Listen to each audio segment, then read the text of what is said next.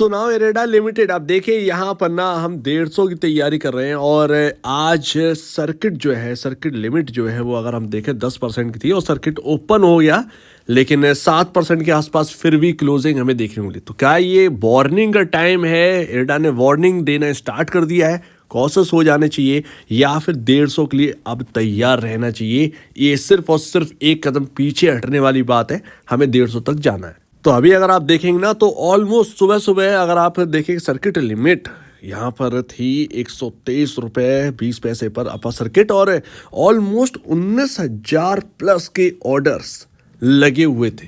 19,000 plus के orders, can you imagine this? और यहाँ पर ना वो सारे के सारे ऑर्डर जो है वो हटते हुए नजर आए। तो एक थोड़ा सा कॉशस का टाइम था आज के दिन, लेकिन फिर भी आज हमें एक बेहतरीन क्लोजिंग देखने को मिली है 7% ऊपर। इसका मतलब क्या है, क्या हो क्या रहा है? इतने में तो आज धाराशाही हो जाना चाहिए, 10% का लोअर सर्किल लगना चाहिए था, जिस हिसाब से सेलिंग हुई सवेरे। तो मैं आपको बताता हूँ हुआ क्या है। सेलिंग तो आई, प्रेशर बना स्टॉक में, लेकिन नीचे खरीदने के लिए लोग बहुत हैं, नीचे खरीदने के लिए बहुत लोग हैं, जिसकी वजह से ये स्टॉक ना नीचे जा ही नहीं पाया। जितना नीचे गया लोगों को यहाँ पर वैल्यू बाइंग लगी और लोगों ने यहाँ पर जो है ना खरीदना स्टार्ट किया। दैट्स वाई ये 7% का आज के दिन गेन जो है वो संभाल पाया। 4% के आसपास का रह गया था, अब वो 6% का डिफरेंस हमें देखने को मिल रहा था। तो 6% जो है ना वो लोगों ने अपने काबू में लिया और यहाँ पर जो है तेजी देखने मिली। और अगर आप देखेंगे तो वॉल्यूम 23 करोड़ वॉल्यूम में काम हो चुका है। 23 करोड़ का वॉल्यूम है। इस हिसाब से अगर आप देखोगे तो ये आज का टर्नओवर 3,000 करोड़ का इरेडा के अंदर ऑलमोस्ट मोटा मोटा 2600 से 3,000 करोड़ के आसपास का टर्नओवर है आज इरेडा का। तो इतना ह्यूज वॉल्यूम है। तो अभी तो लग ही नहीं रहा है कि ये स्टॉक रुकेगा, लेकिन सावधानी बरती, ये वार्निंग सिग्नल था आज की डेट में। तो जैसा कि मैंने 63 पे ही कह दिया था कि यहाँ पर ना देखा जाएगा कि 31 दिसंबर को क्लोजिंग कहाँ हो रही है।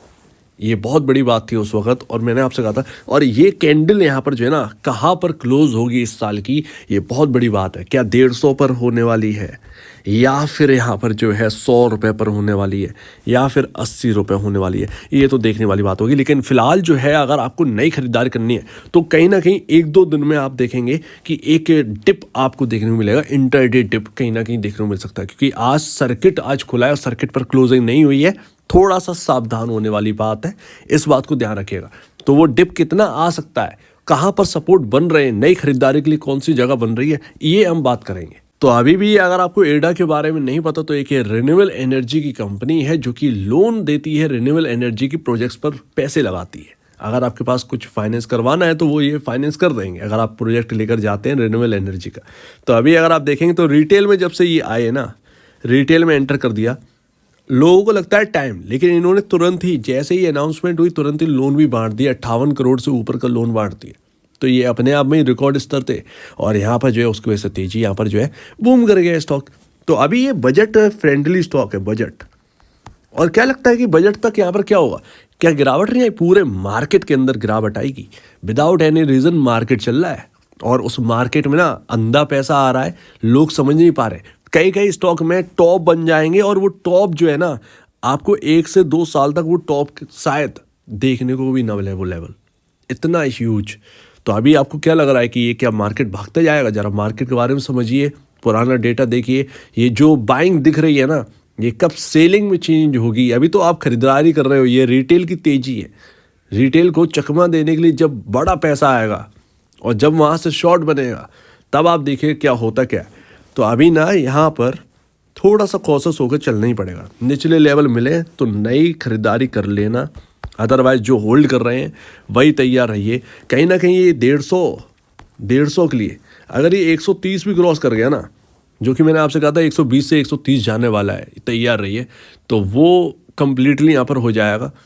उसके बाद पता नहीं, ये बहुत ही कॉशस वाला टाइम है, आप समझ नहीं रहे हैं, काफ़ी कॉशस वाला टाइम। नए लोग जो है वो उन्हें लग रहा होगा खरीदते जाओ, लेकिन पीछे के जो इंडिकेटर होते हैं ना वो आपको बहुत सहारा देते हैं। अगर आप वो समझ गए ना तो आप डरने लगेंगे इस चीज़ को देखकर। ये जो तेजी हो रही है इसी वजह से सबका इंटरेस्ट है, अदरवाइज किसी का इंटरेस्ट नहीं आता। तो अभी आपके सामने मार्केट कैप जो है वो 31,618 करोड़ रुपए का हो गया है और ये अपने आप में ही रिकॉर्ड है। और एक और मैंने अभी वीडियो अपलोड करी जो कि IFCI के ऊपर दूसरा IRDA कैसे बन सकता है। ऑलरेडी यहाँ पर 16 रुपए पर रिकमेंड किया था बाई के लिए, स्टॉप लॉसेस सजेस्ट किए थे, वो स्टॉक डबल हो गया आज की डेट में, आज के दिन डबल हो चुका है।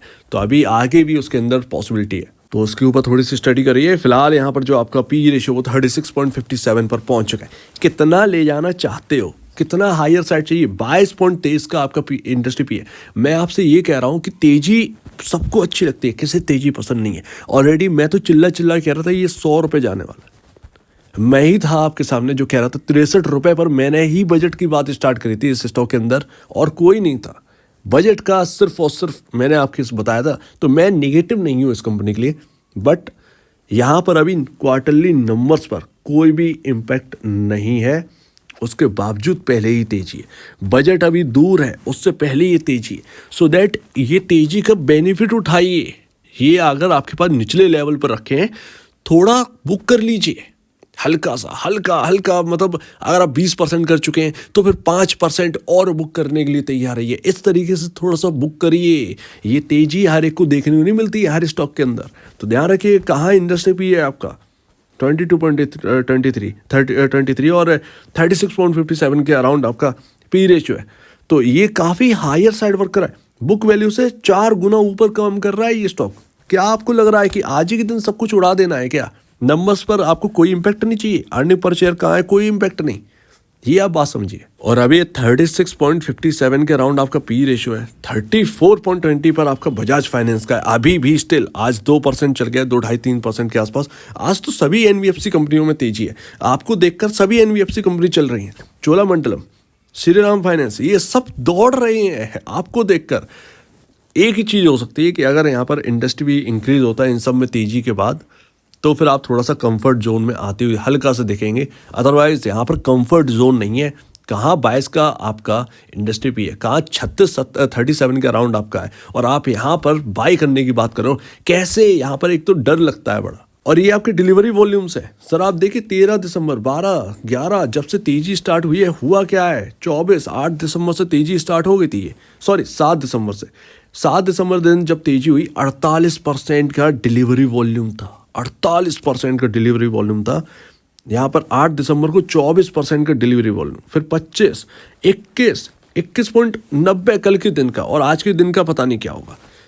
तो ये है, ट्रेडिंग बहुत हो रही है, ट्रेडिंग हो रही है, ना कि इन्वेस्टमेंट, बड़ा इन्वेस्टमेंट आ रहा है। थोड़ा इस बात को समझिए। तो भाई देखिए यहाँ पर न्यू बायर अगर है ना, यहाँ पर अगर आप रिस्क ले सकते हैं तो रिस्क लीजिए। वॉलेटिलिटी आपको झेलनी पड़ सकती है। हो सकता है कि आप 105 का लेवल भी देख लें, हो सकता है 100 का लेवल भी देख लें, और उसके बाद हो सकता है आप 120 का लेवल भी देख लें। इस जगह पर ये पॉसिबिलिटी है। लॉन्ग टर्म के लिए, एक लंबे नज़रिए के लिए यहाँ पर बाई के लिए सही नहीं है। हाँ, आप ये कर सकते हैं कि आप SIP कर सकते हैं। क्या कर सकते हैं? आपको 100 शेयर खरीदने हैं, आप इसमें से सिर्फ 20 शेयर अभी खरीदो, 20 शेयर थोड़ा बाद में खरीद लेना, ठीक है। अगर और नीचे आता है तो उसके लिए आपने 80 शेयर और खरीदने, सॉरी 60 शेयर और बचे हुए हैं, तो धीरे धीरे करके खरीदिए। अगर 100 के नीचे मिल जाएगा, वैल्यू बाइंग में आ जाएगा ये स्टॉक, वैल्यू बाइंग में। तो अभी यहाँ पर सपोर्ट कहाँ पर है? ऑलमोस्ट आपका 98, 97, 98, ठीक है, पहला सपोर्ट। दूसरा करंट सपोर्ट कहाँ पर है?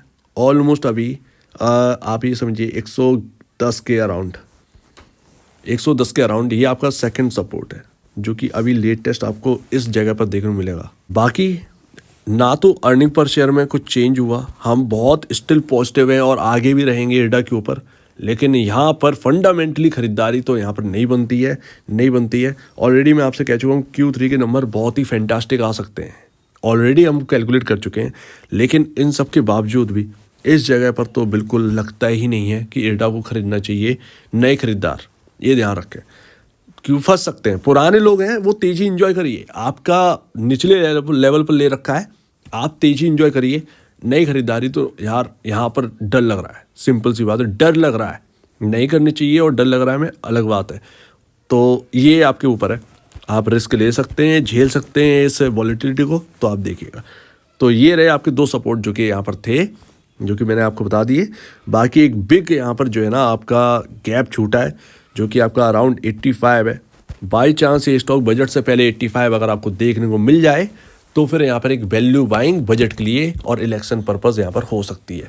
सो उम्मीद है आप इस वीडियो को उम्मीद है आप इस बात को समझेंगे। ये बहुत समझने वाली बात है, नेगेटिव वाली बात नहीं है। लोग फंसते हैं तो अच्छा नहीं लगता है, ये एक सिंपल सी बात है। और मार्केट बहुत चल रहा है विदाउट एनी रीज़न, तो ये थोड़ा सा फोकस में रखिए। हमारे यहाँ कुछ ऐसा नहीं हुआ है कि मार्केट रॉकेट हो जाए, ये सिर्फ मनी चेज कर रहा है और कुछ नहीं है। और जैसे ये मनी बाहर निकलेगा सब कुछ खत्म। तो ये यहाँ पर है, गिरावट होने लगी दोबारा। तो आप क्या क्या कहना है इसके ऊपर कमेंट सेक्शन में कहिए। और अब वीडियो देखने के लिए बहुत धन्यवाद दोस्तों।